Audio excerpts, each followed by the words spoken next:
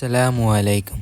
আপনারা অনেকেই কোয়েল পাখি পালন শুরু করতে চান। আপনাদের কোয়েল পাখি পালনে যে যে সমস্যার সম্মুখীন হতে হবে তা আমি বাস্তব অভিজ্ঞতার সাথে আপনাদের সামনে তুলে ধরার চেষ্টা করব।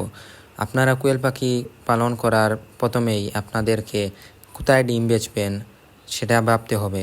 কারণ আপনি যদি ডিমের জন্য কোয়েল পাখি তুলে থাকেন তাহলে আপনার কোয়েল পাখি ডিম পারবে, কিন্তু আপনি ডিমগুলো বেচতে পারবেন না, এতে আপনার লস হওয়ার সম্ভাবনা বেশি থাকে। আপনারা কম কোয়েল পাখি পালন করে অধিক লাভবান হতে পারবেন। এর জন্য আপনাদেরকে ডিমগুলো পাইকারি দোকানে না বিক্রি করে নিজে থেকে বিক্রি করার চেষ্টা করবেন। আপনার বাড়ির আশেপাশে মানুষের কাছে বেচার চেষ্টা করবেন, আপনার বন্ধু বান্ধবের কাছে বেচার চেষ্টা করবেন। এতে আপনার লাভ হবে বেশি, কারণ আপনার কাছে ভালো ডিম থাকবে, মানে ডিমের মান ভালো থাকবে, তাহলে মানুষ আপনার কাছ থেকে ডিম ক্রয় করবে।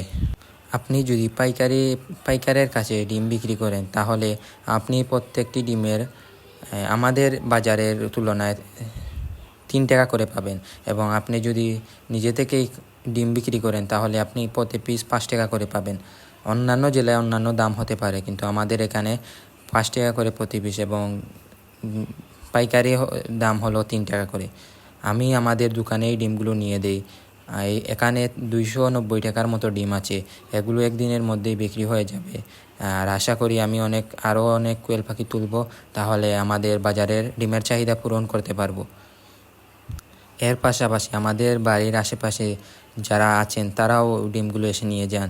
এতে আমার ডিম দোকানে ততটা নিতে পারি না। আমি এই ডিমগুলো নিয়েছিলাম 2:30টার দিকে দোকানে নিয়েছিলাম, এবং রাত 8টার দিকে ডিমগুলো বিক্রি হয়ে যায়। এখানে 290 টাকার ডিম ছিল, 5 টাকা করে পিস। 58টি ডিম দিয়েছিল আমার কোয়েল পাখি 3 দিনে, 20টি কোয়েল পাখি। এখান থেকে আমি বিক্রি করেছি 280 টাকার ডিম। 2টা ডিম একজনকে এমনি দিয়ে দেই, মানে অতটি ডিম নিয়েছেন বলে 2টি এক্সট্রা দিয়ে দিয়েছিলাম।